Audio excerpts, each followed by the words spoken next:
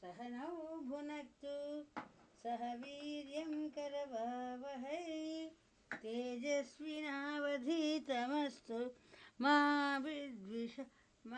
विद्विषावहै। ओम शांति शांति शांतिः। ओम सर्वे भवन्तु सुखिनः, सर्वे सन्तु निरामयाः, सर्वे भद्राणि पश्यन्तु, मा कश्चित् दुःखभाग् भवेत्। ओम शांति शांति शांतिः। अखिल भुवन जन्मस्थेम भंगादिलीले विनत विविध भूत व्रात रक्षैक दीक्षे श्रुति शिरसि विदीप्ते ब्रह्मणि श्रीनिवासे भवतु मम परस्मिन् शेमुषी भक्तिरूपा श्रीमाधवाङ्घ्रिजलजद्वय नित्यसेवा प्रेमा विलासय पराङ्कुशपादभक्तं कामादिदोषहरमात्मपदाश्रितानां रामानुजं यतिपतिं प्रणमामि मूर्ध्नाम् रामानुजं यतिपतिं प्रणमामि मूर्ध्नाम्। श्रीशैले सदया पात्रं दीभक्त्यादिगुणार्णवं यतीन्द्रप्रवणं वन्दे रम्यजामातरं मुनिं लक्ष्मीनाथसमारम्भां नाथयामुनमध्यमाम् अस्मदाचार्यपर्यन्तां वन्दे गुरुपरम्परां। यो नित्यमच्युतपदाम्बुजयुग्मरुक्म व्यामोहतस्तदितराणि तृणाय मेने अस्मद्गुरोर्भगवतोऽस्य दयैकसिन्धोः रामानुजस्य चरणौ शरणं प्रपद्ये। माता पिता युवतयस्तनया विभूति सर्वं यदेव नियमेन मदन्वयानाम् आद्यस्य नः कुलपतेर्वकुलाभिरामं श्रीमत्तदङ्घ्रियुगलं प्रणमामि मूर्ध्नाम्। भूतं सरश्च महदाह्वयभट्टनाथ श्रीभक्तिसारकुलशेखरयोगिवाहां भक्ताङ्घ्रिरेणुपरकालयतीन्द्रमिश्रान् श्रीमत्पराङ्कुशमुनिं प्रणतोऽस्मि नित्यम्।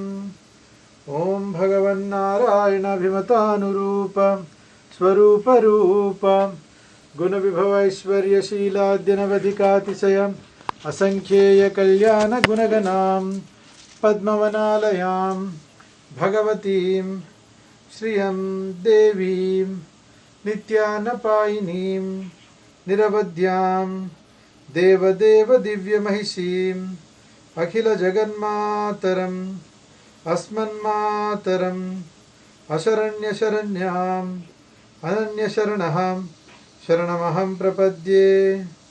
ध्यानं वन्दे पद्मकरां प्रसन्नवदनां सौभाग्यदां भाग्यदां हस्ताभ्यामभयप्रदां मणिगणे नानाविधभूषितां भक्ताभीष्टफलप्रदां हरिहरब्रह्मादिभिस्सेवितां पार्श्वे पङ्कजशङ्खपद्मनिधिभिर्युक्तां सदा शक्तिभिः सरसिजनयने सरोजहस्ते धवलतराङ्क्षोगन्धमाल्यशोभे भगवति हरिवल्लभे मनोज्ञे त्रिभुवनभूतिकरिप्रसीद मह्यम्। प्रकृतिं विकृतिं विद्यां सर्वभूतहितप्रदां श्रद्धां विभूतिं सुरभिं नमामि परमात्मिकां। वाचं पद्मालयां पद्मां शुचिं स्वाहां स्वधां सुधां धन्यां हिरण्मयीं लक्ष्मीं नित्यपुष्टां विभावरीम् अदितिं च दितिं दीप्तां वसुधां वसुधारिणीं नमामि कमलां कान्तां क्षमां क्षीरोदसम्भवाम् अनुग्रहपरां रुद्धिं अनघां हरिवल्लभाम् अशोकामृतां दीप्तां लोकशोकविनाशिनीं नमामि धर्मनिलयां करुणां लोकमातरं पद्मप्रियां पद्महस्तां पद्माक्षीं पद्मसुन्दरीं पद्मोद्भवां पद्ममुखीं पद्मनाभप्रियां रमां पद्ममालाधरां देवीं पद्मिनीं पद्मगन्धिनीं पुण्यगन्धां सुप्रसन्नां प्रसादाभिमुखीं प्रभां नमामि चन्द्रवदनां चन्द्रां चन्द्रसहोदरीं चतुर्भुजां चन्द्ररूपाम् इन्दिराम् इन्दुशीतलाम् आह्लादजननीं पुष्टिं शिवां शिवकरीं सतीं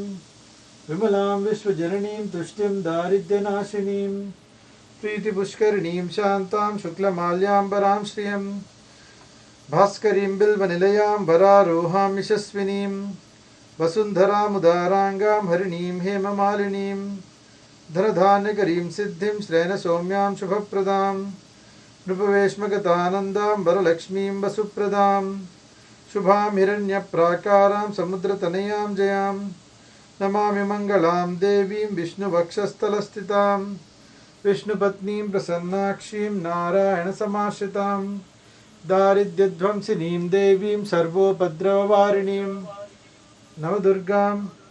नवदुर्गां महाकालीं ब्रह्मविष्णुशिवात्मिकां त्रिकालज्ञानसम्पन्नां नमामि भुवनेश्वरीं लक्ष्मीं क्षीरसमुद्रराजत्पन्यां श्रीरङ्गधामेश्वरीं दासीभूतसमस्तदेवनितां लोकैकदीपाङ्कुरां श्रीमन्मन्दकटाक्षलब्धविभवब्रह्मेन्द्रगङ्गाधरां त्वां त्रैलोक्यकुटुम्बिनीं सरसिजां वन्दे मुकुन्दप्रियां मातर्नमामि कमले कमलायताक्षी श्रीविष्णुः विश्वमातः क्षीरोदजे कमलकोमलगर्भगौरी लक्ष्मीप्रसीद सततं नमतां शरण्ये हरिः ॐ शुक्लाम्बरधरं विष्णुं शशिवर्णं चतुर्भुजं प्रसन्नवदनं ध्यायेत् सर्वविघ्नोपशान्तये यस्य द्विरदवक्त्राद्या पारिषद्या परशतं विघ्नं निघ्नन्ति सततं विश्वक्सेनं तमाश्रये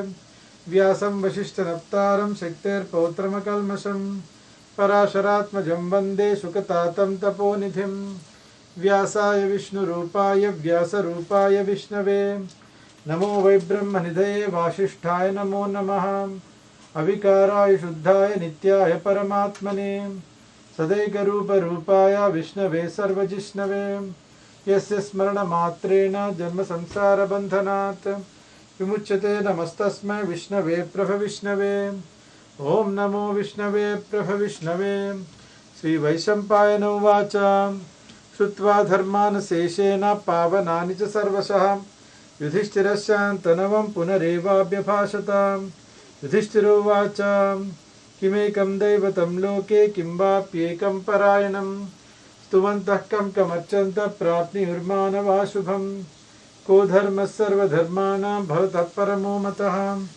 किं जपन्मुच्यते जन्तुर्जन्मसंसारबन्धनात् श्रीभीष्म उवाच जगत्प्रभुं देवदेवमनन्तं पुरुषोत्तमं स्तुवन्नाम सहस्रेण पुरुषः सततोत्थितः तमेव चाद्य नित्यं भक्त्या पुरुषमव्ययं ध्यायन् स्तुवन् नमस्यन्स यजमानस्तमेव च अनादिनिधनं विष्णुं सर्वलोकमहेश्वरं लोकाध्यक्षं स्तुवन् नित्यं सर्वदुःखातिगो भवेत् ब्रह्मण्यं सर्वधर्मज्ञं लोकानां कीर्तिवर्धनं लोकनाथं महद्भूतं सर्वभूतभवोद्भवम् एष मे सर्वधर्माणां धर्मो अधिगतमो मतः यद्भक्त्या पुण्डरीकाक्षं स्तवैरच्चे नरः सदा परमं यो महत्तेजः परमं यो महत्तपः परमं यो महद्ब्रह्मा परमं यः परायणं पवित्राणां पवित्रं यो मङ्गलानां च मङ्गलं दैवतं देवतानां च भूतानां यो अव्ययपिता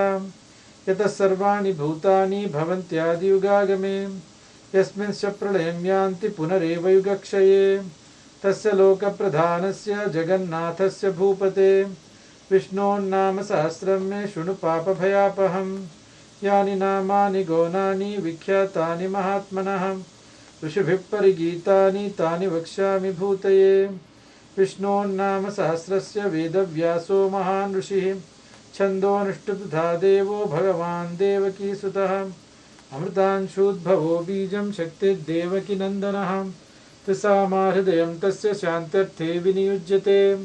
विष्णुं जिष्णुं महाविष्णुं प्रभविष्णुं महेश्वरम् अनेकरूपदैत्यान्तं नमामि पुरुषोत्तमम्।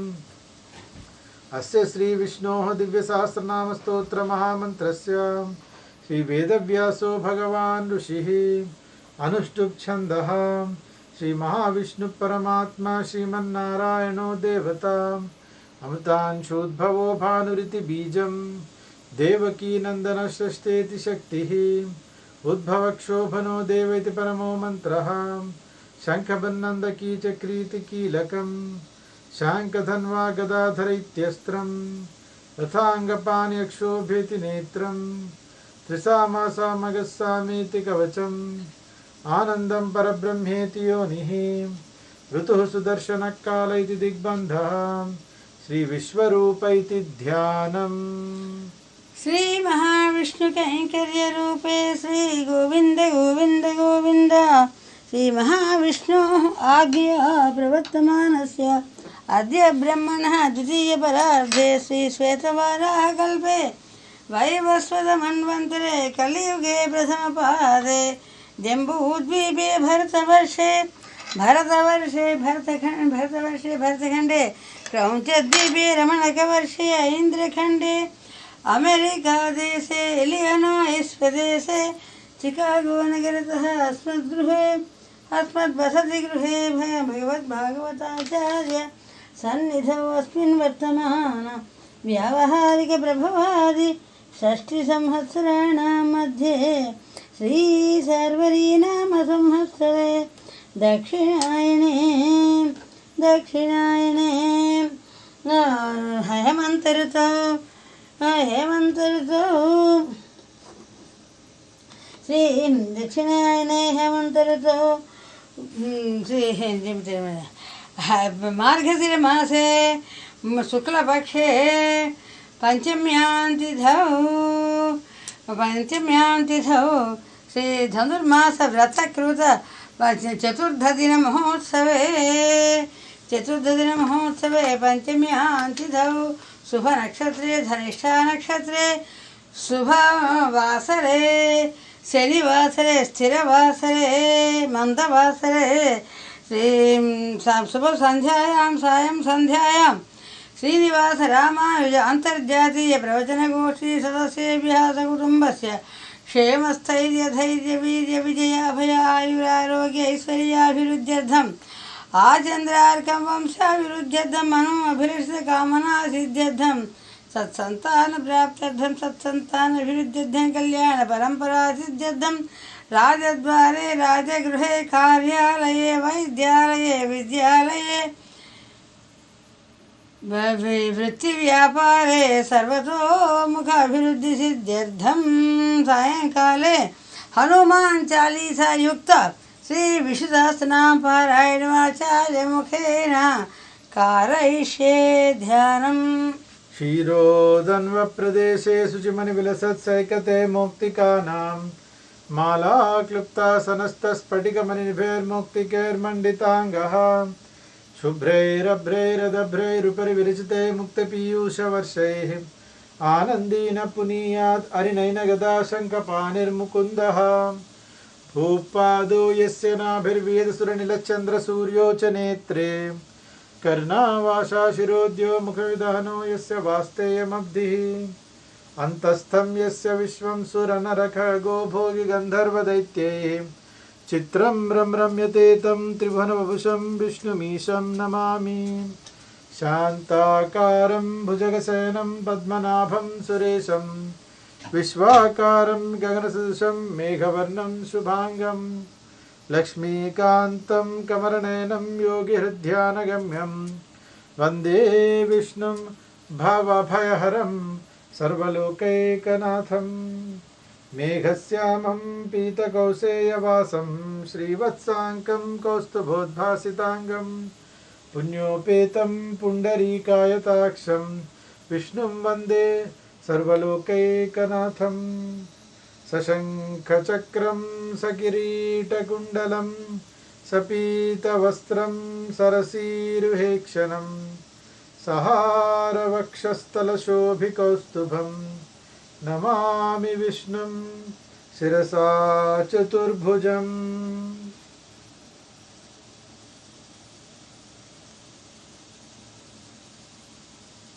USB audio.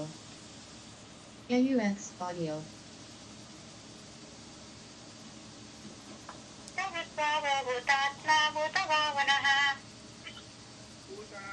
परमात्मा च मुक्तानां परमागति अव्ययपुरुषः साक्षी क्षेत्रज्ञोऽक्षर एव च। योगो योगविदां नेता प्रधान पुरुषेश्वरः नारसिंहवपुः श्रीमान् केशवः पुरुषोत्तमः। सर्वशिवस्थानुर्भूताधिर्निधिरव्ययः सम्भवो भावनो भक्ता प्रभवः प्रभुरीश्वरः। स्वयंभू शम्भुरादित्य पुष्कराक्षो महास्वनः अनादिर्नो दाता विधाता धातुरुत्तमः। अप्रमेयो ऋषिकेश पद्मनाभो अमरप्रभुः विश्वकर्मा मनुस्त्वष्टास्तविष्टस्तविरो ध्रुवः। अग्राह्य शाश्वत कृष्णो लोहिताक्ष प्रतर्दनः प्रभूतस्त्रिकगुब्धामा पवित्रं मङ्गलं परम्। ईशान प्राणद प्राणो ज्येष्ठ श्रेष्ठ प्रजापति हिरण्यगर्भो भूगर्भो माधवो मधुसूदनः। ईश्वरो विक्रमी धन्वी मेधावी विक्रमक्रमः अनुत्तमो दुराधर्ष कृतज्ञ कृतिरात्मवान्। सुरेश शरणं शर्मा विश्वरेता प्रजाभवः अहः संवत्सरो व्यालः प्रत्ययः सर्वदर्शनः। अजः सर्वेश्वर सिद्धा सिद्धिः सर्वा विरचितः तुषा कपिरमेयात्मा सर्वयोगविनिसृतः। वसुर्वसुमना सत्य समात्मा संमितः समः अमोघः पुण्डरीकाक्षो वृषकर्मा वृषाकृतिः। रुद्रो बहुशिरा बभ्रो विश्वयोनिः अमृतश्शाश्वतस्तानुर्वरारोहो महातपाः। सर्वगः सर्वविद्वानुर्विश्वक्सेनो जनार्दन वेदो वेदविदव्यङ्गो वेदाङ्गो वेदवित्कविः। लोकाध्यक्षः सुराध्यक्षो धर्माध्यक्ष कृताकृतः चतुरात्मा चतुर्व्यूहः चतुर्दंष्टचतुर्भुजः। प्राजिष्णुर्भोजनं भोक्ता सहिष्णुर्जगदादिजः अनघो विजयो जेता विश्वयोनिः पुनर्वसुः। उपेन्द्रो वामन प्रांशुरमोघ शुचिरूर्जितः अतीन्द्रः सङ्ग्रहः सर्गो धृतात्मा नियमो यमः। वेद्यो वैद्य सदा योगी वीरः माधवो मधुः अतीन्द्रियो महामायो महोत्साहो महाबलः। महाबुद्धिर्महावीर्यो महाशक्तिर्महाद्युतिः अनिर्देश्य वपुः श्रीमानमेयात्मा महाधृदित्। महेश्वासो महीभर्ता श्रीनिवासः सतां गतिः अनिरुद्धः सुरानन्दो गोविन्दो गोविदाम्पतिः। मरीचिर्दमनो हंसा सुपर्णो भुजगोत्तमः हिरण्यनाभः सुतपा पद्मनाभः प्रजापतिः। अमृत्य सर्वदृक्सिंहा सन्धाता सन्धिमान् स्थिरः अजो दुर्मर्शनः शास्ता विशुतात्मा सुरारिः। गुरुर्गुरुतमो धामा सत्य सत्य पराक्रमः निमिषो अनिमिषस्रग्वी वाचस्पतिरुधारधीः। अग्रणी ग्रामणी श्रीमान् न्यायो नेता समीरणः सहस्रमूर्धा विश्वात्मा सहस्राक्षः सहस्रपात्। आवर्तनो निवृत्तात्मा समृत संप्रमर्दनः अहः संवर्तको वैनि अनिलो धरणीधरः। सुप्रसाद प्रसन्नात्मा विश्वदृक् विश्वभुक् विभुः सत्कर्ता सत्कृतः साधुर्जह्नुर्नारायणो नरः। असंख्येयो अप्रमेयात्मा विशिष्ट शिष्ट कृच्छितिः सिद्धार्थ सिद्ध संकल्प सिद्धिद सिद्धि साधनः वृषाहि वृषभो विष्णुर्वृषपर्वा वृषोदरः वर्धनो वर्धमानश्च विविक्त श्रुति सागरः सुभुजो दुर्धरो वाग्मी महेन्द्रो वसुदो वसुः नैकरूपो बृहद्रूपः शिपिविष्ट प्रकाशनः ओजस्तेजो द्युतिधरः प्रकाशात्मा प्रतापनः रुद्रस्पष्टाक्षरो मन्त्रः चन्द्रांशुर्भास्करज्युतिः अमृतांशोद्भवो भानुशशबिन्दुः सुरेश्वरः औषधं जगदस्येतु सत्यधर्मपराक्रमः भूतभव्यभवन्नाथ पवनः पावनो नलः कामः कामकृत्कान्तः कामः कामप्रदप्रभुः युगादिकृत्युगावर्तो नैकमायो महासनः अदृश्यो अव्यक्तरूपस्य सहस्रजितनन्तजित् विष्टो विशिष्टशिष्टेष्ट शिखण्डी नहुषो वृषः क्रोधः क्रोधकृत्कर्ता विश्वबाहुर्महीधरः अच्युत प्रदित प्राण प्राणदो वासवानुजः अपां निधिरधिष्ठानमप्रमत्त प्रतिष्ठितः स्कन्द स्कन्दधरो दुर्यो वरदो वायुवाहनः वासुदेवो बृहद्भानुरादिदेवः पुरन्दरः अशोकस्तारणस्तारः शूरः शौरिर्जनेश्वरः अनुकूलस्य तावत्तः पद्मी पद्मनिभेक्षणः पद्मनाभो अरविन्दाक्ष पद्मगर्भः शरीरभृत् महद्भिरुद्धो रुद्धात्मा महाक्षो गरुडध्वजः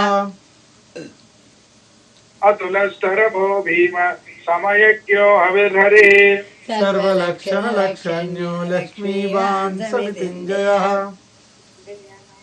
विक्षरो रोहितो मार्गो हेतुर्दामोदरः सः महीधरो महाभागो वेगवानमिताशनः उद्धवक्षोभनो देव श्रीगर्भः परमेश्वरः करणं कारणं कर्ता विकर्ता गहनो गुहा व्यवसायो व्यवस्थान संस्थानस्थानदो ध्रुवः परद्धि परमस्पष्टः तुष्टः पुष्टः सुभेक्षणः रामो विरामो विरतो मार्गो नेयो नयो नयः वीरशक्तिमतां श्रेष्ठो धर्मो धर्मविदुत्तमः वैकुण्ठ पुरुष प्राण प्राणद प्रणव पृथु हिरण्यगर्भः शत्रुघ्नो व्याप्तो वायुरधोक्षजः ऋतुः सुदर्शन कालः परमेष्टि परिग्रहः उग्रः संवत्सरो दक्षो विश्रामो विश्वदक्षिणः विस्तारस्थावरस्थानुप्रमाणं बीजमव्ययम् अर्थो नर्थो महाकोशो महाभोगो महाधनः अनिर्विन्नस्तविष्टो भूर्धर्मयूपो महामकः नक्षत्रनेमिर्नक्षत्री क्षमः क्षामः समीहनः यज्ञैज्यो महेज्यश्च क्रतुः सतां गतिः सर्वदर्शी निवृत्तात्मा सर्वज्ञो ज्ञानमुत्तमम् सुव्रतः सुमुखः सूक्ष्मः सुघोषः सुखदः सुहृद मनोहरो जितक्रोधो वीरबाहुर्विदारणः स्वापनः स्ववशो व्यापी नैकात्मा नैककर्मकृत् वत्सरो वत्सरो वत्सी रत्नगर्भो धनेश्वरः धर्मकृत् धर्मी सदक्षरमसक्षरम् अभिज्ञाता सहस्रांशुर्विधाता कृतलक्षणः गभस्तिनेमि सत्त्वस्तः सिंहो भूतमहेश्वरः आदिदेवो महादेवो देवेशो देवभृद्गुरुः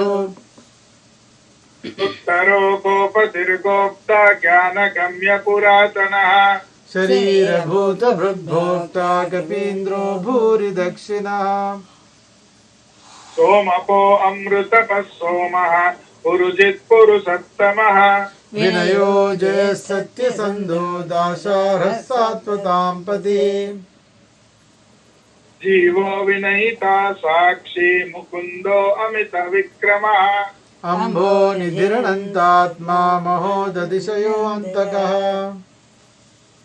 अजो महारस्वाभाव्यो जितामित्रप्रमोदनः आनन्दो नन्दनो नन्दः सत्यधर्मा त्रिविक्रमः महर्षि कपिलाचार्य कृतज्ञो मेदिनीपते त्रिपदस्त्रिदशाध्यक्षो महाशृङ्गकृतान्तकृत्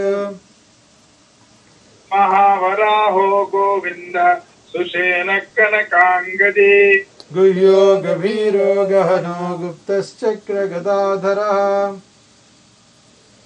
वेदास्वाङ्गो अजितकृष्णो दृढः सङ्कर्षणो अच्युतः वर्णो वारुणो वृक्षः पुष्कराक्षो महामनाः भगवान् भगवानन्दी वनमाली हलायुधः आदित्यो ज्योतिरादित्यः सहिष्णुर्गतिसत्तमः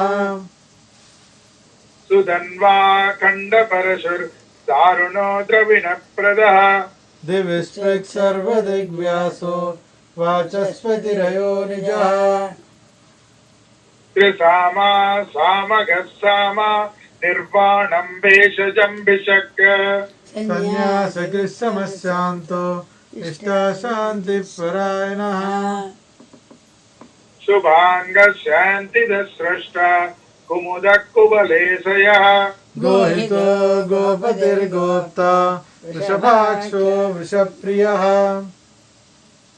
अनिवर्ती निवृत्तात्मा संक्षेप्ता क्षेमकृच्छिवः श्रीवत्सवक्षाः श्रीवासः श्रीपति श्रीमताम्बरः श्रीनिवासः श्रीनिधि श्रीविभावनः श्रीधर श्रीकर श्रेयः श्रीमान् लोकत्रयाश्रयः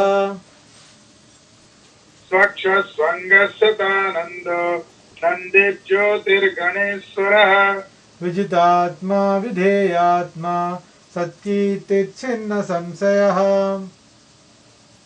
उदीर्णः सर्वतश्चक्षुर्मीशशाश्वतस्थिरः भूषयो भूषणो भूति विशोकशोकनाशनः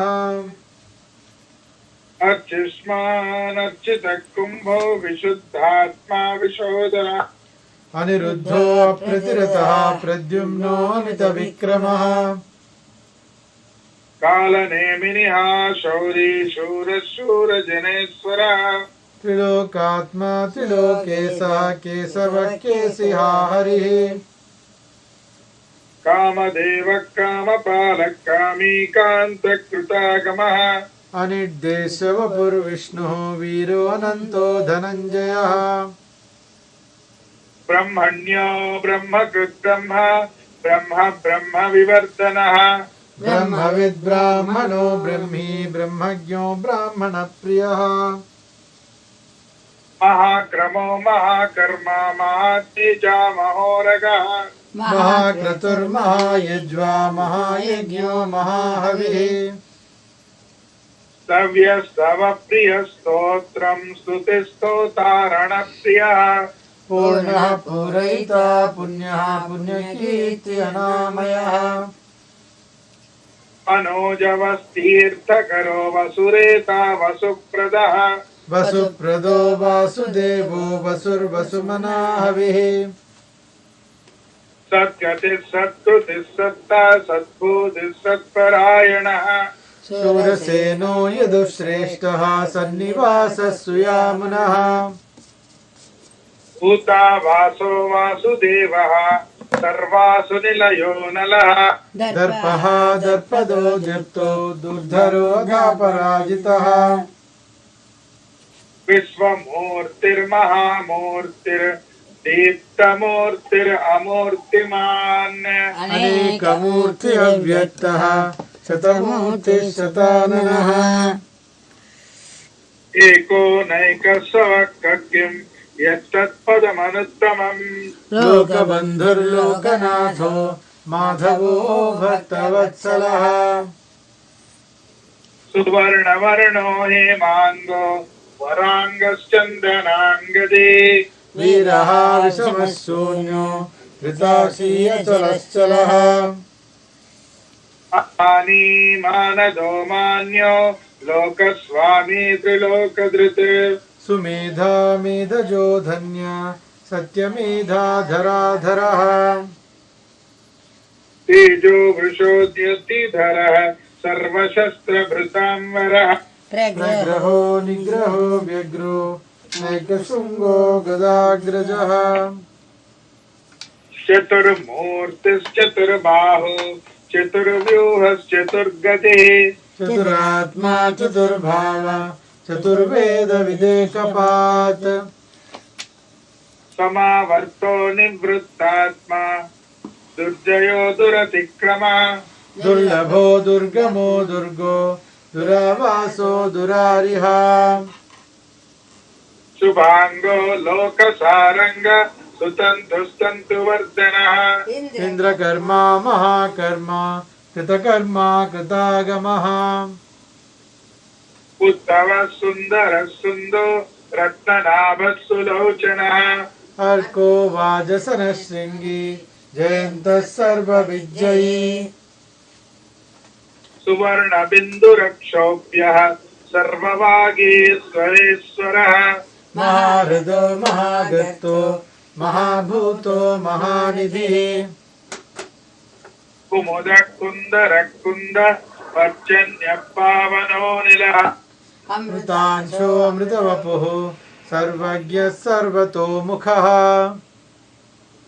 सुलभः सुब्रतः सिद्धः शत्रुजिच्छत्रुतापनः निग्रोधो दुम्बरो अश्वत्थः चाणूरान्ध्रनिषूदनः सहस्रार्च सप्तजिह्वः सप्तविधा सप्तवाहनः अमूर्तिरनघोचिन्त्यो भयकृद्भयनाशनः अनुर्बृहस्पृशस्थूलो गुणवर्निर्गुणो महान् अधृतस्वधृतस्वास्यः राघवंशो वंशवर्धनः भारभृत्कथितो योगी योगी स सर्वकामदः आश्रमः शमनः श्यामः सुपर्णो वायुवाहनः धनुर्धरो धनुर्वेदो दण्डो दमयितादमः अपराजितः सर्वसहो नियन्ता नियमो यमः सत्त्ववान् सात्विकः सत्यधर्मपरायणः अभिप्रायप्रियार्होरः प्रियकृत्प्रीतिवर्धनः विहाय सगतिर्ज्योति सुरुचिर्हुतभुग्विभुः रविर्विरोचनः सूर्य सवितारविलोचनः अनन्तर्तबुद्धोक्ता सुखदो नैकदोऽग्रजः अनिर्भिन्नः सदामर्षि लोकाधिष्ठानमद्भुतः सनातनतमः कपिलः कपिलव्ययः स्वस्ति द स्वस्ति कृत् स्वस्ति स्वस्ति भुक् स्वस्ति दक्षिणः अरौद्रः कुण्डलीचक्रे विक्रम्योर्जितदासनः शब्दातिगः शब्दसः शिशिरः शर्वरीकरः अक्रूरपेशलो दक्षो दक्षिणक्षमिनाम्बरः विद्वत्तमो वीतभयः पुण्यश्रवणकीर्तनः उत्तानो दुष्कृतिः पुण्यो दुःस्वप्ननाशनः वीरः रक्षणः सन्तो जीवनः पर्यवस्थितः अनन्तरूपो अनन्तश्रीर्जितमन्युर्भयापहः चतुरस्रो गभीरात्मा विदिशो व्यादिशो दिशः अनादिर्भूर्भुवो लक्ष्मीः सुवीरो रुचिराङ्गदः जननो जनजन्मादिर्भीमो भीमपराक्रमः आधारनिलयो धातः पुष्पः सप्रजागरः उद्भगः सत्पदाचारः प्राणदः प्रणवप्पनः प्रमाणं प्रलयः प्राणभृत्प्राणजीवनः तत्त्वं तत्त्वविदेकात्मा जन्म मृत्युजरातिगः भूर्भुवः स्वस्तरुस्तार सविता प्रपितामहः यज्ञो यज्ञपतिर्यज्वा यज्ञाङ्गो यज्ञवाहनः यज्ञभृत्यज्ञभुत्यज्ञी यज्ञभृत्यज्ञसानः यज्ञान्तकृत्यज्ञगुह्यम् अन्नमन्नादेव च आत्मयोनिः स्वयं जातो वैकानः सामगायनः देवकी नन्दनः स्रष्टा क्षितिशपापनाशनः शङ्खभृन्नन्दकी चक्री शार्ङ्गधन्वा गदाधरः तथाङ्गपाणियक्षोभ्यः सर्वप्रहरणायुधः शङ्खभृन्नन्दकी चक्री शार्ङ्गधन्वा गदाधरः रथाङ्गपाणियक्षोभ्यः सर्वप्रहरणायुधः श्रीसर्वप्रहरणायुधवं नमः इति वनमाली गदी सैङ्गी शङ्खी चक्री च नन्दकी श्रीमान्नारायणो विष्णुः वासुदेवो अभिरक्षतु वनमाली गदी सैङ्गी शङ्खी चक्री च नन्दकी श्रीमान्नारायणो विष्णुः वासुदेवो अभिरक्षतु गोविन्द हरि गोविन्द गोविन्द हरि गोविन्द इति इदम्।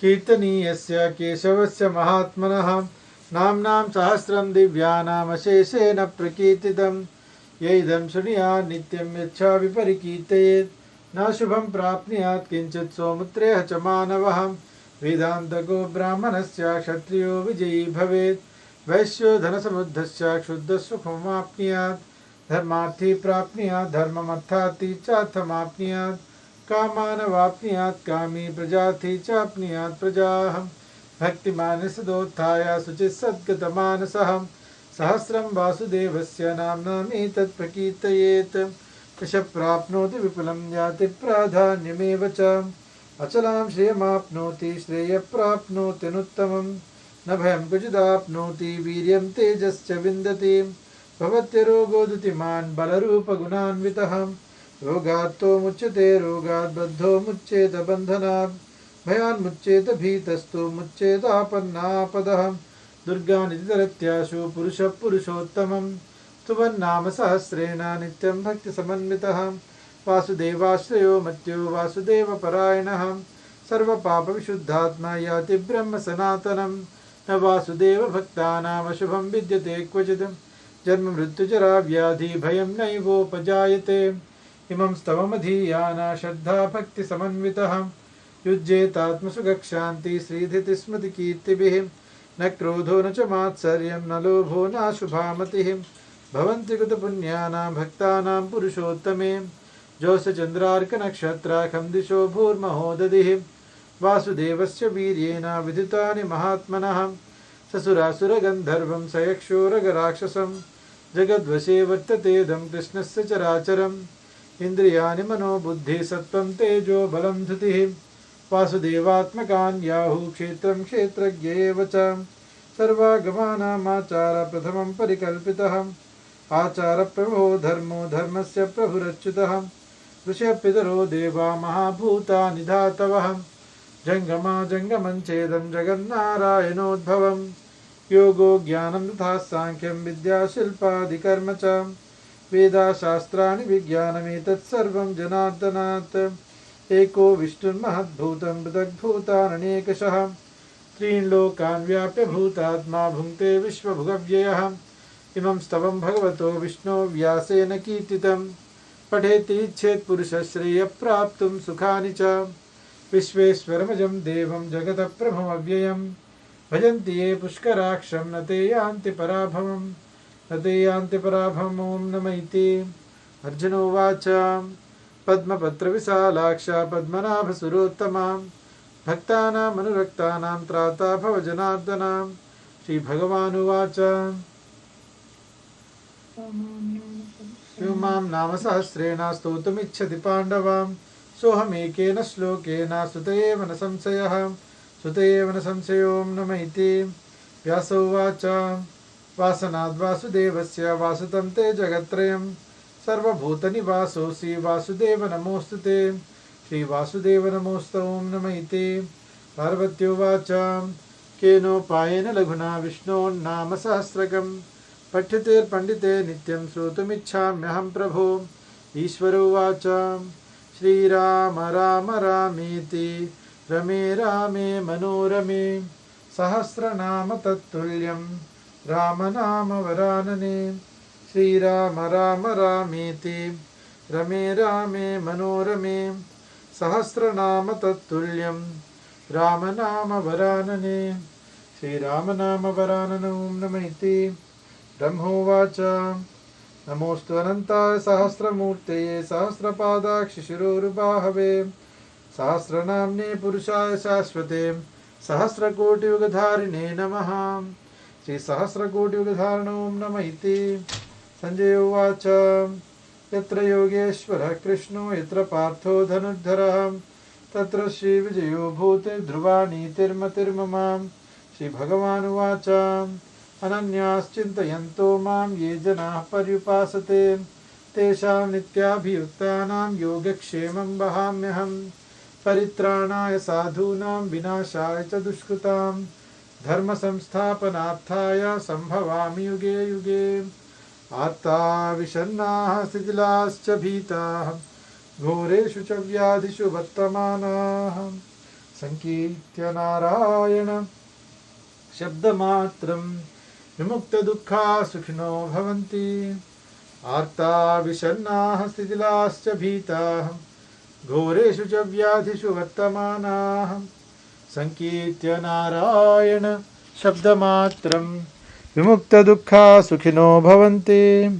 यदक्षरपदभ्रष्टं मात्राहीनं तु यद्भवेत् तत्सर्वं क्षम्यतां देव नारायण नमोऽस्तु ते। कायेन वाचा मनसेन्द्रियैर्वा बुद्ध्यात्मना वात् प्रकृते स्वभावात् करोमि यद्यत् सकलं परस्मै नारायणायेति समर्पयामि। श्रीमन्नारायणायेति समर्पयामि। सर्वं श्रीकृष्णार्पणमस्तु। ओम अस्मद्गुरुभ्यो नमः। इति श्रीमहाभारते शतसहस्रिकायां संहितायां वैयासिक्याम् अनुशासनिकपर्वणि मोक्षधर्मे श्रीभीष्मयुधिष्ठिरसंवादे श्रीविष्णोः दिव्यसहस्रनाम स्तोत्रनाम एकोनपञ्चाशदधिकशततमोऽध्यायः। सर्वं श्रीकृष्णार्पणमस्तु। ओम अस्मद्गुरुभ्यो नमः। श्रीमते रामानुजाय नमः। श्रीमते रामानुजाय नमः। जय हो रामानुजा, जय जय రామానుజా। ఇక ఈ జయ హో శ్రీమతి రామానుజాయ నమః అన్నటువంటి భాగ్యవంతుడు భాగవతుడు పూర్వపీఠిక ఉత్తరపీఠిక విష్ణు సహస్రనామాలు అందించినటువంటి వాడు చిరంజీవి సింహాలు శ్రీపెరంబుదూరు ఖందాళ మంత్రభాగాన్ని అందించి మున్నుడి అంటాము. ఆ మున్నుడి పలికినటువంటి వారు పెద్దాచార్యులు అయినటువంటి చిరంజీవి శ్రీనివాస ఆచార్యులు వారు. ఇక హనుమాన్ చాలీసా అనే ఆదివారం అనేసరికి హనుమస్వామి ముఖోల్లాసం ఉంటుందిట. ఇదిగో ఆ భక్తుడు ఎగిరెగిరి గంతులు వేసేటటువంటి చిరంజీవి సింహాలు శ్రీపెరంబుదూరు కందాల హనుమాన్ చాలీస అందిస్తారని తెలుస్తుంది హనుమస్వామికి. జై శ్రీమన్నారాయణ. జై శ్రీమన్నారాయణ. జయ జయ హో. అతులిత బలధానం స్వర్ణశైలాభదేహం ధనుజవనకుశానం జ్ఞానినామగ్రగణ్యం సకల గురునిధానం వానరానామధీశం రఘుపతిప్రియభక్తం వాతజాతం నమామి. గోష్పదీకృతవారాశిం అసుకీకృతరాక్షసం రామాయణ మహామాలా రత్నం వందే అనిలాత్మజం. యత్ర యత్ర రఘునాథ కీర్తనం తత్ర తత్ర కృతమస్తకాంజలిం బాష్పవారి పరిపూర్ణలోచనం మారుతిం నమత రాక్షసాంతకం. శ్రీ గురుచరణ సరోజరజ నిజమన ముకుర సుధారి భరణో రఘుबर बिमल जसो जोदायक फलचारि. बुद्धिहीन तनु जानिके सुमिरो पवन कुमार बल बुद्धि विद्या देहु मोहि हरहु कलेस विकार. जय हनुमान ज्ञान गुण सागर जय कपीस तिहु लोक उजागर. रामदूत अतुलित बल धाम अंजनी पुत्र पवन सुत नाम. महावीर विक्रम बजरंगी कुमति निवार सुमति के संगी. कंचन बरन बिराज सुबेसा कानन कुंडल कुंचित केसा. हाथ वज्र और ध्वजा बिराजे कांधे मूंज जनेऊ साजे. शंकर सुवन केसरी नंदन तेज प्रताप महाजगबंदन. विद्यावान गुणी अति चातुर राम काज करिबे को आतुर. प्रभु चरित्र सुनिबे को रसिया राम लखन सीता मन बसिया. सूक्ष्म रूप धरि सियहि दिखावा विकट रूप धरि लंक जरावा. भीम रूप धरि असुर संहारे रामचंद्र के काज सवारे. लाए सजीवन लखन जियाए श्री रघुबीर हरषि उर लाए. रघुपति कीन्ही बहुत बढ़ाई तुम मम प्रिय भरतहि सम भाई. सहस बदन तुम रोजस गावे अस कहि श्रीपति कंठ लगावे. सनकादिक ब्रह्मादि मुनीसा नारद सारद सहित अहिसा. जम कुबेर दिगपाल जहाते कभी को बिद कहि सके कहाते. तुम उपकार सुग्रीवहि कीन्हा राम मिलाए राजपद दीन्हा. तुम्हरो मंत्र विभीषण माना लंकेश्वर भय सब जग जाना. जुग सहस्र जो जन पर भानु लील्यो ताहि मधुर फल जानु. प्रभु मुद्रिका मेलि मुख माहि जलधि लांघि गए अचरज नाही. दुर्गम काज जगत के जेते सुगम अनुग्रह तुम्हरे तेते. राम दुआरे तुम रखवारे होत न आज्ञा बिनु पैसारे. सब सुख लहे तुम्हारी सरना तुम रक्षक काहू को डरना.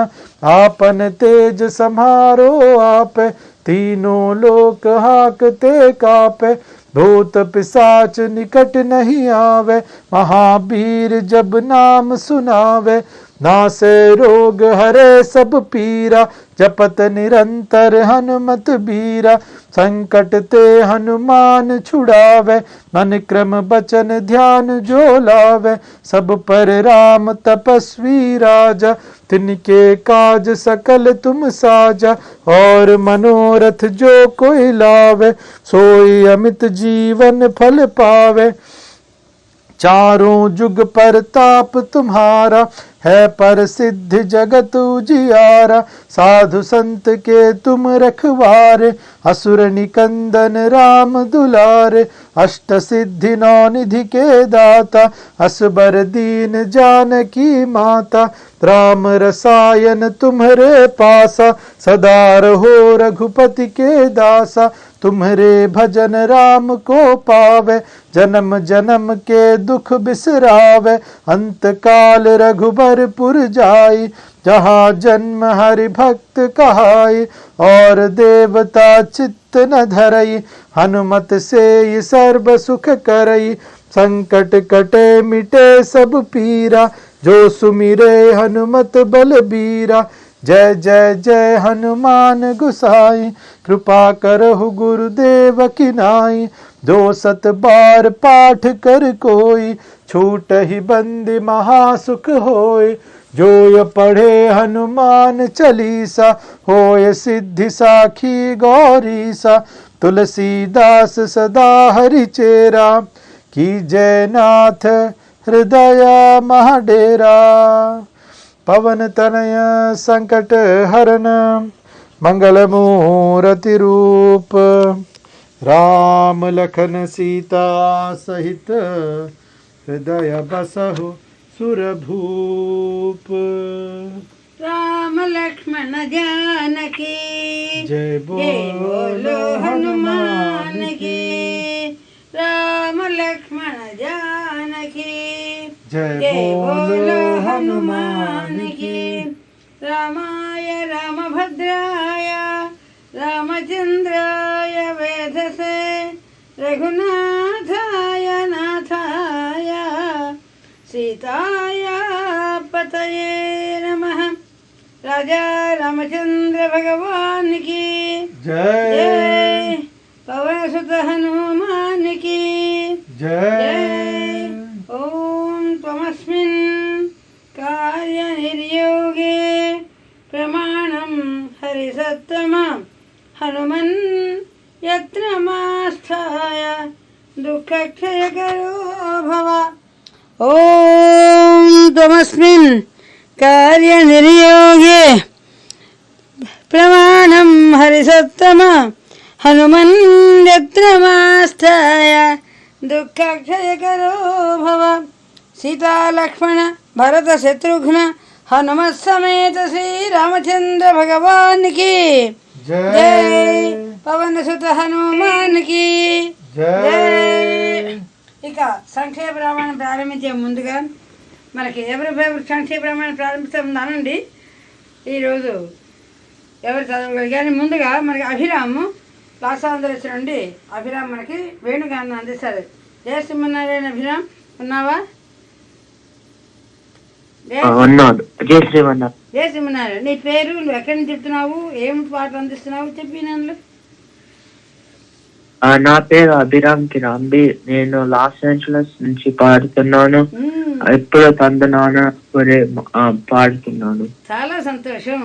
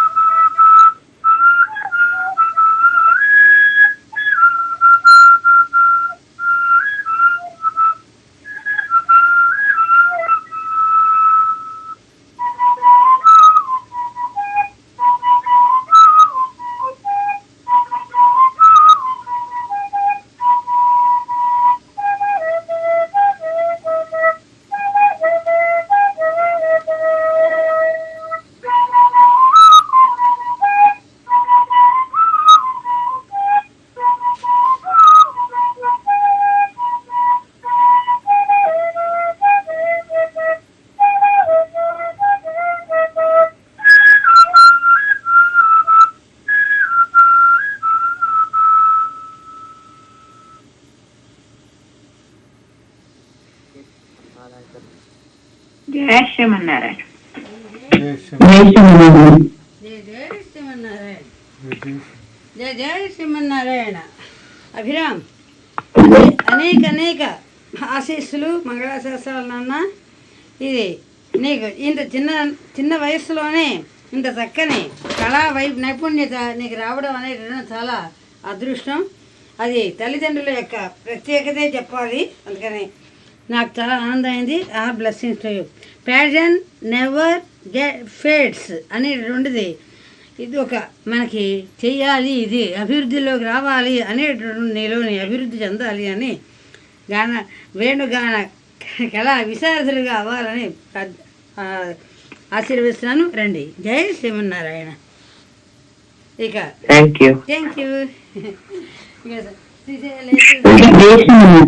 శ్రీమన్నారాయణ. ఎవర్రా?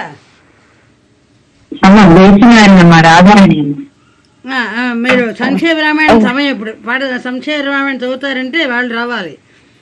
సంక్షేమ రామాయణం ఎవరుంటారు? పాట పాడే వాళ్ళందరూ కూడా ప్రవచనం అయిన తర్వాతే. జై శ్రీమన్నారాయణ. సంక్షేమ రామాయణం ఎవరు అందుకుంటారు?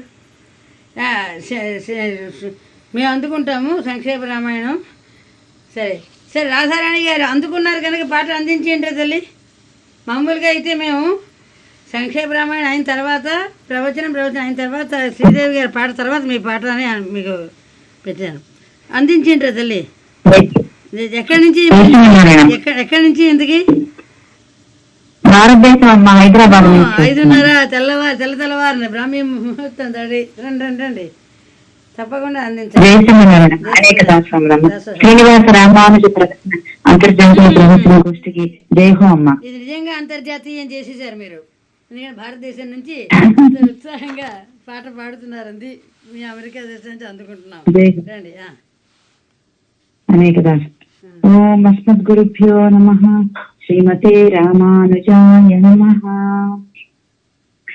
గోవింద గోవిందయని కొలువరే, గోవిందాయని కొలువరే, గోవింద గోవిందయని కొలువరే, గోవిందాయని కొలువరే, హరి అచ్యుతాయని పాడరే, పురుషోత్తమాయని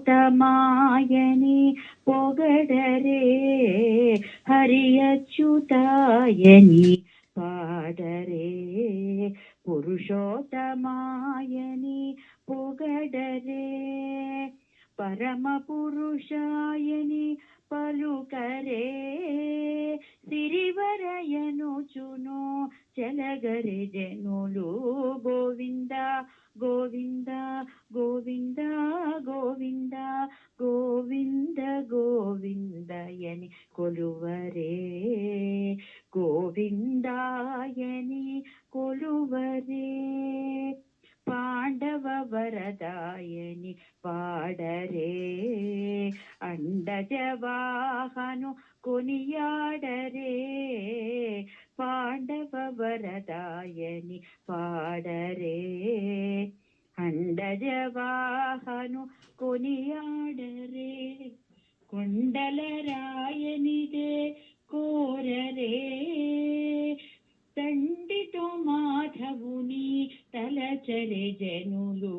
గోవింద గోవింద గోవింద గోవింద గోవింద గోవిందయని కొలువరే, గోవిందాయని కొలువరే, దేవుడు శ్రీ విభుడని తెలియరే, శోభలానంతుని చూడరే, దేవుడు శ్రీ విభుడని తెలియరే, శోభలానంతుని చూడరే, శ్రీ వెంకటనాథుని చేరరే, శ్రీ వెంకటనాథుని చేరరే, పావనమయ్యపుడును व्रतु करे जनुलु गोविंद गोविंद गोविंद गोविंद श्रीनिवास गोविंद श्री वेंकटेश गोविंद भक्तवत्सल गोविंद भागवत प्रिय गोविंद नित्य निर्मल गोविंद नीलमेघ श्याम गोविंद पुराण पुरुष गोविंद पुंडरीकाक्ष गोविंद गोविंद हरि गोविंद गोकुल नंदन गोविंद गोविंद गोविंदयनि कोलुवरे गोविंदायनि कोलुवरे गोविंद गोविंदयनि कोलुवरे गोविंदायनि कोलुवरे జై శ్రీమన్నారాయణ. జై జై శ్రీమన్నారాయణమా. మీ యొక్క ఉత్సాహానికి మాకు ఈ గోష్ఠికి చక్కని భాగవతాలు భారతదేశం వెళ్ళినా ఎప్పటి నుంచో ప్రయత్నం చేస్తున్నాం. చాలా చక్కగా మీరు సమయానికి అందుకున్నారు, పాట అందించారు. అందులోకి శనివారం శ్రీనివాసుని యొక్క ప్రత్యేకమైనటువంటి నిన్ననే శ్రవణం చేసుకున్నాడు పుట్టినరోజు. అందుకని ఇంకా పుట్టినరోజు బాబే మన శ్రీనివాసుడు. చాలా చక్కగా పాడారమ్మా. సకల సన్మంగళాన్ని భవంతు. ఆయుర ఆరోగ్య ఐశ్వర్యాభివృద్ధిస్తూ అమ్మకి నాన్నగారికి కూడా అనేక అనేక మంగళాశాసనాలు అందిస్తూ ఆయుర ఆరోగ్యాలతో సుఖ సంతోషాలతో అటు మా జయశ్రీకి కిదాంబిని అటు మా అభిరామని ఇంత చక్కగా అక్కడి నుంచి తీర్చిదిద్ది సమయానికి అందించినందుకు అనేక అనేక మంగళాశాసనాలమ్మా. ఇదండి ఇక సంక్షేప రామాయణం ప్రారంభిస్తాము. ఇక మీకు మంగళాశాసనాలమ్మా. ఇక అక్కడ తెల్లవారినప్పుడేనో అక్కడైతే 5వ రోజు కూడా వచ్చేసింది ధనుర్మాసం. జై శ్రీమన్నారాయణ. జయ శ్రీమన్నారాయణ. ఉంటామ్మా. ఓం అస్మద్గురుభ్యో నమః. ఇక గోష్ఠిలో ఉన్న మన తల్లి రాధ అనురాధ డెట్రాయిట్. ఎందుకంటే అమ్మ ఇద్దరు కలిసి చదవాలి అన్నారు కదా, అందుకని ఇద్దరు చదవడానికైతే సిద్ధం. చదువుతూ ఉంటే రండి. శ్రీమతే రామానుజాయ నమః. లేదా మేము నిత్యము జై శ్రీమన్నారాయణ. జయ శ్రీమన్నారాయణ రా సుమహిళ అమ్మ అడియన్ సుమ రామాంజన. నమ్ము అమ్ము రండి రండి. హరి ఓం. అయితే మీరు నేను శ్రీశైలేశ దయాపాత్రం ప్రారంభించండి తల్లి. శ్రీశైలేశ దయాపాత్రం దేవత్యానుగుణార్ణవం యతీంద్ర ప్రవణం వందే రమ్యజామాతరం లక్ష్మీనాథ సమారంభాం నాదయామ్ని మధ్యమాం అస్మదాచార్య పర్యంతాం వందే గురు పరంపరాం యో నిత్యమచ్యుత పదాంబుజస్మరుక్మ వ్యామోహతస్తవిసరాణి తృణాయ మేనే అస్మద్గురోర్భగవతోస్సు దయైక సింధోః రామానుజస్య చరణౌ శరణం ప్రపద్యే మాతాపితా యువతయస్తనయా విభూతిః సర్వం యదేవ నియమేన మదన్వయానాం ఆద్యస్య న కులపతేవ కులాభిరామం శ్రీమత్తదంగ్రీకులం ప్రణమామి మూర్ధ్నా భూతం సరస్య మహదాహ్వయ వట్టనాథ శ్రీభక్తిసార కులశేఖర యోగివాహం భక్తాంగ్రేణ పరకాలయతీంద్ర మిశ్రాన్ శ్రీమత్పరాక్షమణిం ప్రణతోస్మి నిత్యం. పితామహస్యాపి పితామహాయ పాచేత సాదేశ ఫలప్రదాయ శ్రీభాష్యకారోత్తమదేశికాయ శ్రీశైలపూర్ణాయ నమో నమః. శుక్లాంబరధరం విష్ణుం శశివర్ణం చతుర్భుజం ప్రసన్నవదనం ధ్యాయేత్ సర్వవిఘ్నోపశాంతయే యస్సద్రుతవక్రాద్యాః పారిషద్యాః పరశతం విఘ్నం నిఘ్నం సతతం విశ్వక్షేణం తమాశ్రయే. జ్ఞానానందమయం దేవం నిర్మలస్ఫటికాకృతిం ఆధారం సర్వవిద్యానాం హయగ్రీవముపాస్మహే. అలంగురకళాదాన స్థూల లక్షత్వమీయుషే శృంగాయ మాసే తస్మై తురంగాయ ముఖే నమః. కూజంతం రామ రామేతి మధురం మధురాక్షరం ఆరుహ్య కవితా శాఖాం వందే వాల్మీకి కోకిలం వాల్మీకిర్మునిసింహస్య కవితావరచారిణః శృణ్వన్ కామకథానాథం కోనయాతి పరాంగతిం. యఃపిబన్ సర్వం రామచరితామృత సాగరం అతృప్తస్థం మునిం వందే ప్రాచేత సమకల్మషం గోష్పదీకృతవారాశిం వశకీకృతరాక్షసం రామాయణ మహామాలారత్నం వందే అనిడాత్మజం అంజనానందనం వీరం జానకీ శోకరాజనం కవీశభక్షహంతారం వందే లంకా భయంకరం. ఆమిషీకృతమార్తాండం గోష్పదీకృత సాగరం తృణీకృతదశగ్రీవం ఆంజనేయం నమామ్యహం. మనోజవం మారుతతుల్యవేగం జితేంద్రియం బుద్ధిమతాం వరిష్టం వాతాత్మజం వానరయూధముఖ్యం శ్రీరామదూతం శిరసా నమామి. శ్రీరామదూతం శిరసా నమామి. ఉల్లంఘ్య సింధో సలిలం సలీలం యశోకవన్హిం జనకాత్మజాయ ఆదాయ తేనైవ తదాహలంకాం నమామి తం ప్రాంజలి ఆంజనేయం. ఆంజనేయమతు పాటలాననం కాంచనాద్రికమనీయ విగ్రహం పారిజాతతరమూలవాసినం భావాన్ పవమానందరం. ఎత్ర ఎత్ర గుణాద కీర్తనం తత్ర తత్రవతమస్తకాంజలిం బాష్పవారి పరిపూర్ణలోచనం మారుతిం నమతటాక్షసాంతకం. వేదవేద్య పరే పుంసి జాతేత శరథాత్మజే వేదః ప్రాచేత సాదాసీత్ సాక్షాత్ రామాయణాత్మన చరితం రఘునాథస్య శతకోటి ప్రవిస్తరం ఏకైకమక్షరం ప్రోక్తం మహాపాతకనాశనం. శృణ్వన్ రామాయణం భక్త్యాయ పాదం పదమేవ వా సయాతి బ్రహ్మణస్థానం బ్రహ్మణా పూజతే సదా.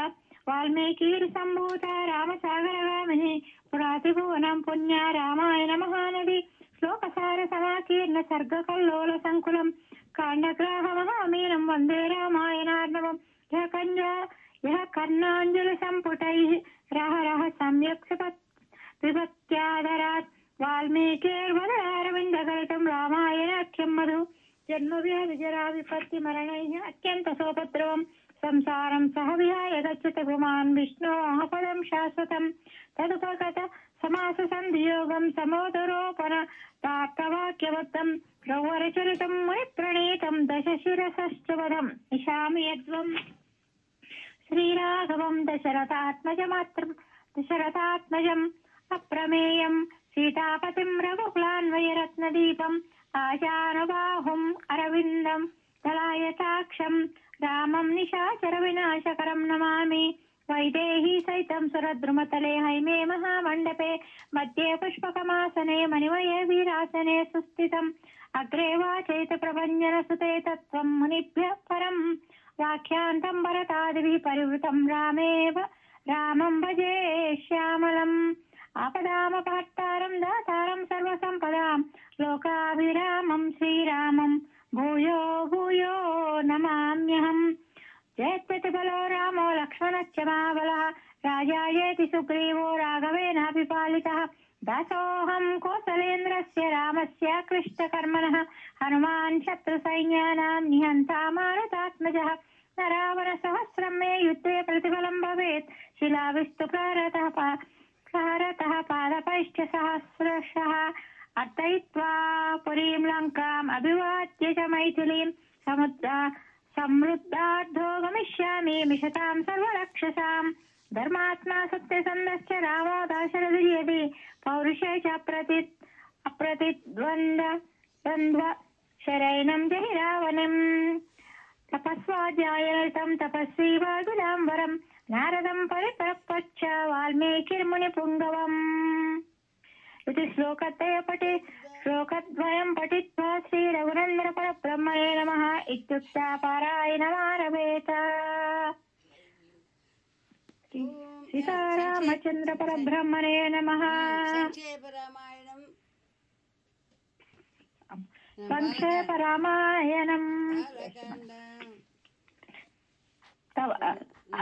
బాలకాండ. తపస్వాధ్యాయ నిరతం తపస్వీ వాగులాంబరం నారదం పరిపప్రచ్చ వాల్మీకిర్ముని పుంగవం. తపస్వాధ్యాయ నిరతం తపస్వీ వాగులాంబరం నారదం పరిపప్రచ్చ వాల్మీకిర్ముని పుంగవం. పూర్వస్మిన్ సాంప్రతం లోకే గుణవాన్ కస్య వీర్యవాన్ ధర్మజ్ఞస్య కృతజ్ఞస్య సత్యవాక్యో దృఢవ్రతః. చారిత్రేణ చ కో యుక్తః సర్వభూతేషు కోహితః విద్వాన్ కస్తమర్థశ్చ కశ్చైక ప్రదర్శనః. ఆత్మవాన్ కో జిత క్రోధో జితిమాన్ కో న సూయకః కస్య బిభ్యతి దేవాస్య జాతరోషస్య సంయుగే. ఏతదిచ్ఛామ్యహం శ్రోతుం పరం కౌతూహలం హి మే మహర్షే త్వం సమర్థోసి జాతుమేవం విధం నరం. శ్రుత్వా చైతత్రిలోకజ్ఞో వాల్మీకి నారదో విజ శ్రూయతామితి జామత్య ప్రహృష్టో వాక్యమబ్రవీత్. బహవో దుర్లభాశ్చైవ ఏ త్వయా కీర్తితా గుణాః మునే వక్ష్యామ్యహం భూత్వా संयुक्त श्रूयतां नरः इक्ष्वाकुवंश प्रभो रामो नाम जनयसुतः नियतात्मा महावीर्यो धृतिमान् वसी बुद्धिमान् नीतिमान् वाग्मी श्रीमान् शत्रुनिबर्हणः विपुलांसो महाबाहुः कम्बुग्रीवो महाहनः पीनवक्षा विशालाक्षो लक्ष्मीवान् शुभलक्षणः महारस्को महेश्वासो गुणजित्तिरविन्दवः आजानुबाहु सुधिरा सुललाट सुविक्रमः समविभक्ताङ्गः स्निग्धवर्णप्रतापवान् पीनवक्षा विशालाक्षो लक्ष्मीवान् शुभलक्षणः धर्मज्ञ सत्यसन्धस्य प्रजानां च हिते रतः यशस्वी ज्ञानसम्पन्ना शुचिर्वस्य सदनाधिमान् प्रजापति समश्रीमान् धातारि पुनिशूदनः रक्षिता जीवलोकस्य धर्मस्य परिरक्षिता रक्षिता स्वस्य धर्मस्य स्वजनस्य च रक्षिता वेदाङ्गप्रज्ञो धनुर्वेदे च निश्चितः सर्वशास्त्रार्थतत्त्वज्ञ स्मृतिमान् प्रतिभानवान् सर्वलोकप्रिय साधुः अधीनात्मविचक्षणः सर्वदाभिगतः समुद्रैव सिन्धुभिः आर्यः सर्वसमश्चैव सदैकप्रियदर्शनः स च सर्वगुणोपेतः कौसल्यानन्दवर्धनः समुद्रैव गाम्भीर्ये धैर्येण हिमवानिव विष्णुना सदृशो वीर्ये सोमवत्प्रियदर्शनः कालाय सदृशक्रोधे क्षमया पृथिवी समः तयधेन सहस्त्यागे सत्ये धर्म इवापरः तमेवं गुणसम्पन्नं रामं सत्यपराक्रमम् अपदामपहत्तारं दातारं सर्वसम्पदां लोकाभिरामं श्रीरामं भूयो भूयो नमाम्यहम् अथ अयोध्याकाण्डः ज्येष्ठं श्रेष्ठगुणैर्युक्तं प्रियं दशरथसुतं प्रकृतीनां हितैर्युक्तं प्रकृतिप्रियकाम्यया यौवराजेन संयोक्तं मैच्छत्प्रीत्या महीपतिः तस्याभिषेकसंभारान् दृष्ट्वा भार्याध कैकेयी पूर्वं दत्तवरा देवी वरम् येन मया चिता विवासनं च रामस्य भरतस्याभिषेचनम् स तस्य वचनाच्चैव धर्मपाशेन संयतः तयामास सुतं रामं दशरथप्रियम् सजगामवनं वीरः प्रतिज्ञामनुपालयन् पितुर्वचननिर्देशात् कैकेय्या प्रियकारणात् संव्रजन्तं प्रियो भ्राता लक्ष्मणान् अनुजगामः स्नेहद्विपस्विनसम्पन्नः सुमित्रानन्दवर्धनः भ्रातरन्दयितो भ्रातु सौभ्रातृमनुदर्शयन् रामस्य दयिता भाजा नित्यं प्राणसमाहिता जनकस्य कुले जाता देवमायेव निर्मिता सर्वलक्षणसम्पन्ना नारीणामुत्तमा वधूः सीताभ्यनुता रामं सचिरं रोहिणी यथा पौरेण गतो दूरं पित्रा च सरसेन च गङ्गाकुले विसत्ययत् मुहमासाद्य धर्मात्मा निषादाधिपतिं प्रियम् गुहेन सहितो रामो लक्ष्मणेन च सीतया चेमनेन वनं गत्वा नदीतीत्वा बहूदकाः चित्रकूटम् अनुप्राप्य भरद्वाजस्य शासनात् रम्यमाव सदं कृत्वा रममाना वनेत्रयः देवगन्धर्वसङ्कासा तत्र दैन्यवसं सुखं चित्रकूटं गते रामे पुत्रशोकातुरस्तथा शरतस्वर्गं जगाम विलपन् सुतं कृते तु तस्मिन् भरतो वसिष्ठप्रमुखैर्द्विजैः नियुध्यमानो राज्याय नैच्छद्राज्यं महाबलः सजगामवनं वीरो रामपादप्रसादकः तत्त्वा तु सुमहात्मानं रामं सत्यपराक्रमम् अयाचत् भ्रातरं रामम् आर्यभावपुरस्कृतः त्वमेव राजा धर्मज्ञा इति रामं वचो ब्रवीत् रामोऽपि परमोदारा सुमुखः सुमहायशः चैतत् पितुरादेशात् राज्यं रामो महाबलः पादुके चास्य राज्याय न्यासं दत्त्वा पुनः पुनः निवर्तयामास ततो भरतं भरताग्रजः स काममनवाप्येव रामपादावुपस्पृशन् नन्दिग्रामे अकरोत् राज्यं राम आगमनकाङ्क्षया कते तु भरते शिवान् सत्यसन्धो जितेन्द्रियः रामस्तु पुनरालक्ष्य नागरस्य जनस्य च तत्रागमनमेकाग्रो दण्डकान् प्रविवेशः आपदामपहत्तारं दातारं सर्वसम्पदां लोकाभिरामं श्रीरामं भूयो भूयो नमाम्यहम् अद अरण्यकाण्डः प्रविश्यतु महारण्यं रामो राजीवलोचनः विराधं राक्षसं हत्वा शरभङ्गं ददर्शः सुतीक्ष्णं चाप्यगस्त्यं त्यागस्य भ्रातरं तदा अगस्य वचनाच्चैव जग्राहेन्द्रं सरासनम् खड्गं च परमप्रीतः तुनीचाक्षयः सायकौ सतस्तस्य रामस्य वने वनचरैः सह ऋषयोऽभ्यागमन् सर्वे वधाय सुररक्षसां स्वदेशां प्रति शुश्रावा राक्षसानां तथा वने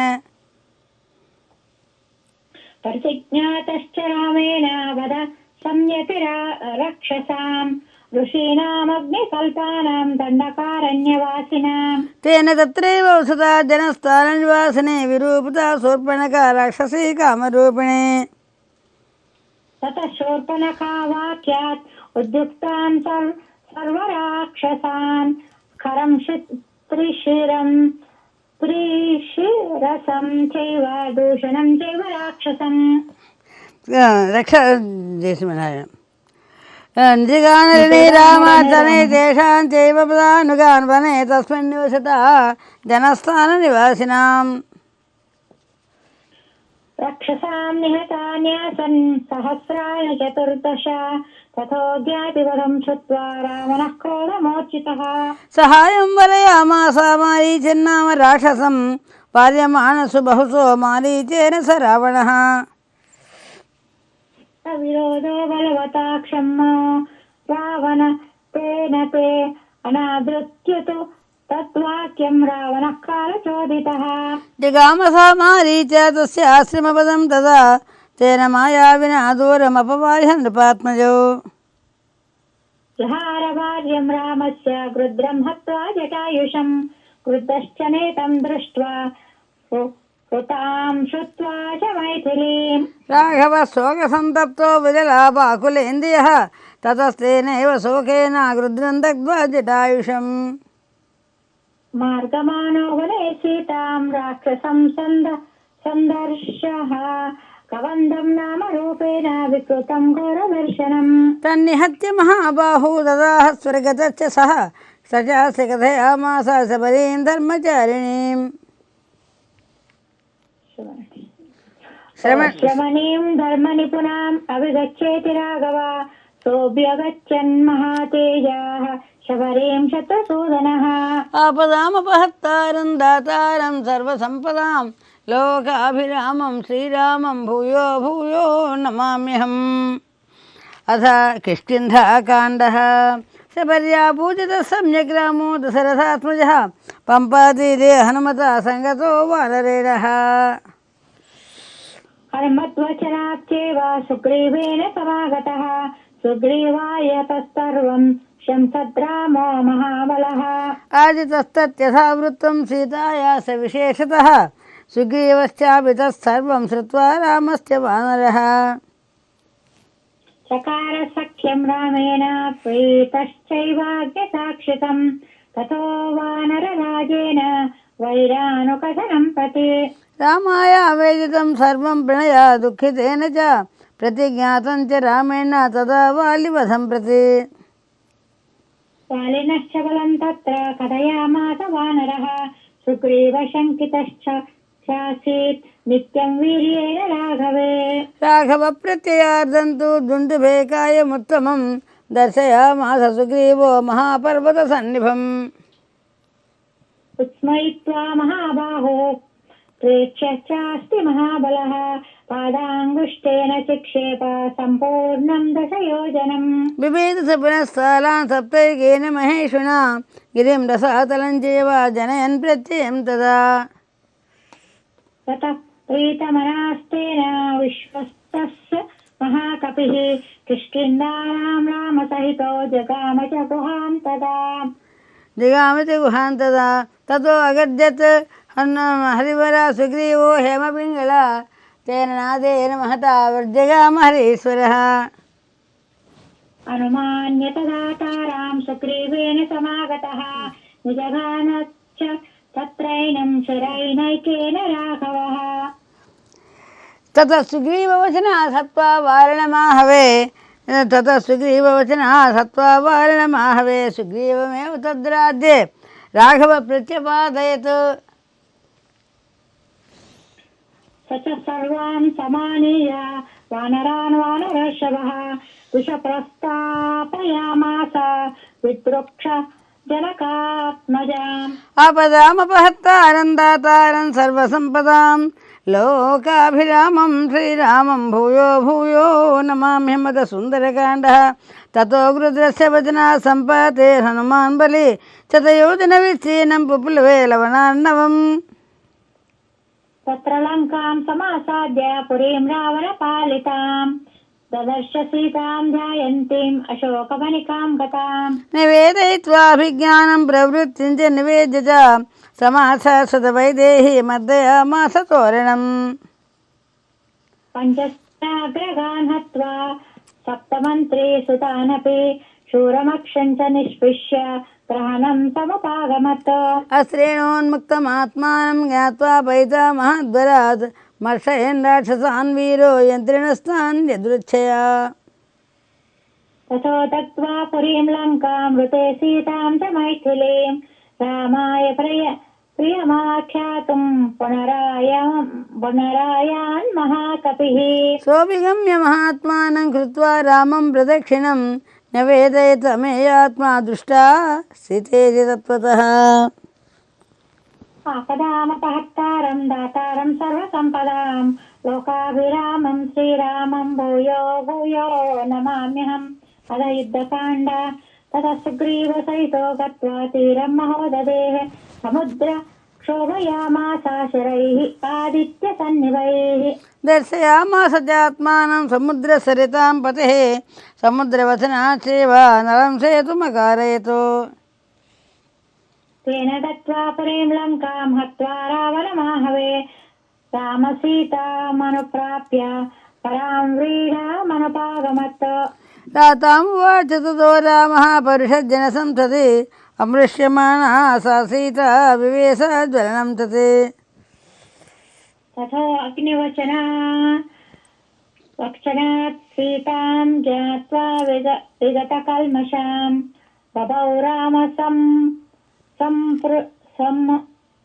संपृष्टः पूजित सर्वदैवतैः कर्मणा तेन महता त्रैलोक्यं सचराचरं तदेव शिखरं तुष्टं राघवस्य महात्मनः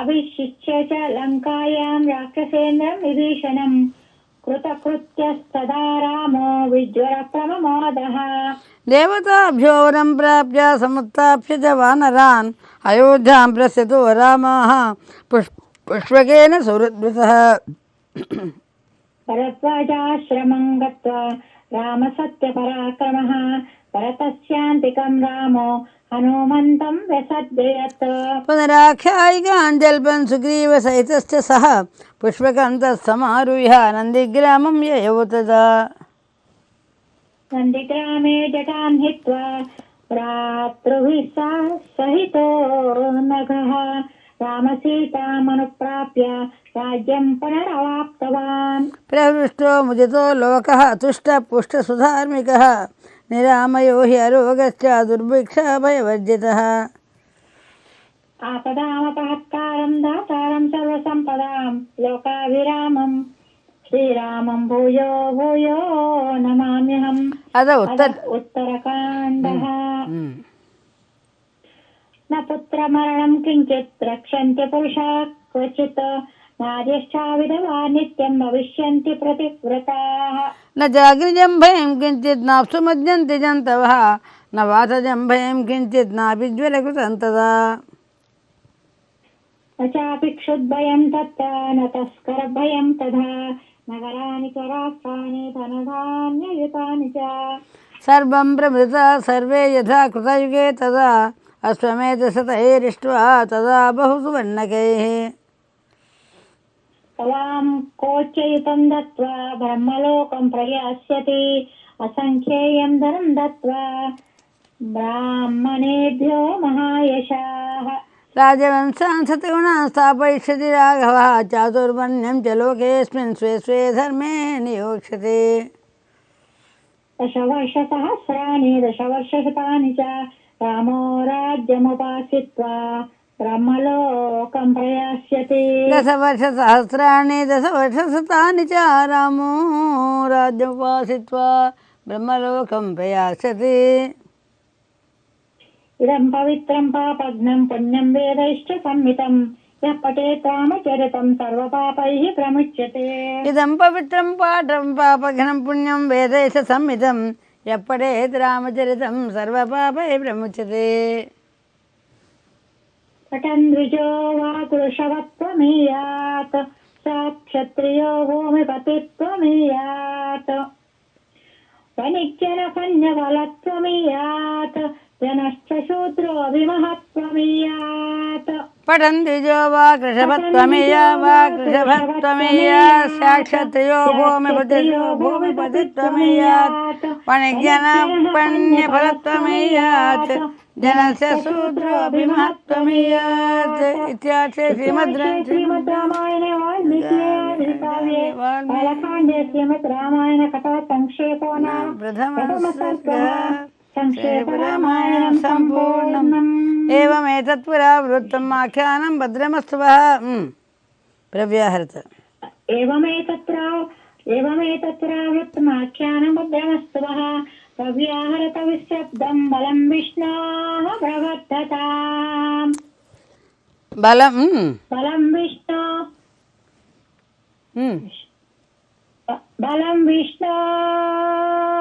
प्रवर्धताम् बलं विष्णोः प्रवर्धताम्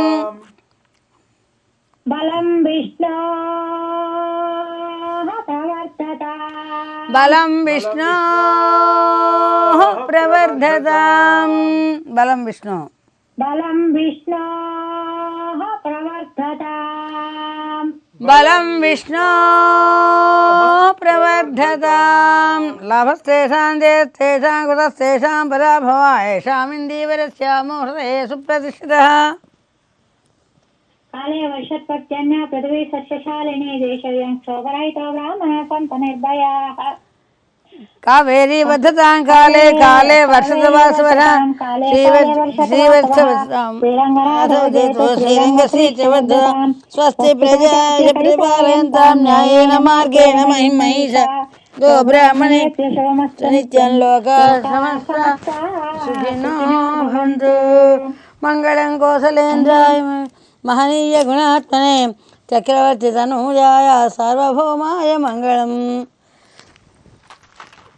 वेदान्तवेद्याय मेघश्यामलमूर्तये पुंसाम्बररूपाय पुण्यश्लोकाय मङ्गलम् विश्वामित्रान्तरङ्गाय मिथिलानगरीपते भाग्यानां परिपाकाय भव्यरूपाय मङ्गलम् पितृभक्ताय सततं भ्रातृभिः सह सीतया नन्दिताखिललोकाय रामभद्राय मङ्गलम् त्यक्तसाकेतवासाय चित्रकूटविहारिणे सेव्याय सर्वयविनां धीरोदाराय मङ्गलम् सौमित्रिणा च जानक्या चापमानासिधारिणे संसेव्याय सदा भक्त्या स्वामिने मम मङ्गलम् दण्डकारण्यवासाय खण्डिता अमरशत्रवे रुद्रराजाय भक्ताय मुक्तिदायास्तु मङ्गलम् सादरं शबरीदत्तफलमूलाभिलाषिने सौलभ्य परिपूर्णाय सत्त्वोद्रिक्ताय मङ्गलम् हनुमत्समवेताय हरीशाभीष्टदायिने वालिप्रमथनायास्तु महाधीराय मङ्गलम् श्रीमते रघुवीराय सेतोल्लङ्घितसिन्धवे हितराक्षसराजाय रणधीराय मङ्गलम् आसाद्यनगरीं दिव्यामभिषिक्ताय सीतया राजाधिराजराजाय रामभद्राय मङ्गलम् मङ्गलाशासनपरैर्मदाचार्यपुरोगमै सर्वैश्च पूर्वैः आचार्यैः सत्कृतायास्तु मङ्गलम् यदक्षरवदभ्रष्टं मात्राहीनं तु यद्भवेत् तत्सर्वं क्षम्यतां देव नारायण नमोऽस्तु ते कायेन वाचा मनसेन्द्रियैर्वा बुद्ध्यात्मना वा प्रकृते स्वभावात् करोमि यद्यत् सकलं परस्मै नारायणायेति समर्पयामि श्रीमन्नारायणायेति नारायणायेति समर्पयामि सर्वं श्रीकृष्णार्पणमस्तु ॐ अस्मद्गुरुभ्यो नमः श्रीमते रामानुजाय नमः జై హో రామానుజ జై జై రామానుజ 6:30 మనం ప్రారంభించేటటువంటి సమయం. ఈరోజు మనకి ప్రత్యేకంగా అటు భారతదేశం నుండి రాధారాణి గారి పాట అనండి, మన చిన్నవాడైనటువంటి అభిరామ్ వేణుగానము, ఈ రెండు కూడా ఒక 4 నిమిషాలు అయింది. అయినా కూడా మా సుమహీల గారు ఈ పాసురం యొక్క పాటను అందించగానే ఈ ప్రవచనంలోకి మేము ప్రారంభిస్తాం. జయ శ్రీమన్నారాయణ తల్లి. ఇక్కడ నుంచి ప్రవచన ప్రారంభం. శ్రీనివాస రామానుజ అంతర్జాతీయ గోష్ఠికి దాసోహం అనేక దాసోహాలు రా తల్లి. ఇటువంటి భాగవతులు అందరూ చేరితే మరి ఇది మరి ప్రత్యేకముగా నలుదిశలా కూడా కీర్తి ప్రతిష్టలు కొనసాగుతూ వస్తూనే ఉంది. 152,000 మంది మీకు మేము దాసులమే అంటున్నారు. ఎంత ఆనందమో చూడండమ్మా. మాకు 152,000 మంది లైక్సే కాదు, లైక్స్ అంటే ఏదో మాకు అభిమతం ఉంది అనడమే కాదు, ఫాలోయర్స్మే అంటారు వాళ్ళు. అంటే ఒక ఆనందం ఏమిటో తెలుసా, ఈ ఫేస్బుక్ తాలూకు ఫేస్బుక్కి అనేక మంగళాశాసనాలు చేస్తున్నాం మేము. అది జయహో అమ్మా, రండి. అంతేకాకుండా మనకి అటు యూట్యూబ్లోని శ్రీ ప్రవచన గోష్ఠి ఛానల్లోంచి, ఇటు ట్విట్టర్లోని, అటు ఇంకా ప్రత్యేకంగా మా ప్రొఫైల్ ఫేస్బుక్లో ఉన్నటువంటి ఆత్మీయులు అత్యంతకులు అంతరంగ మిత్రులు అంటుంటామే, ఆ అంతరంగ మిత్రులు అందరూ కూడా అందంగా అందుకుంటున్నారు. రండి.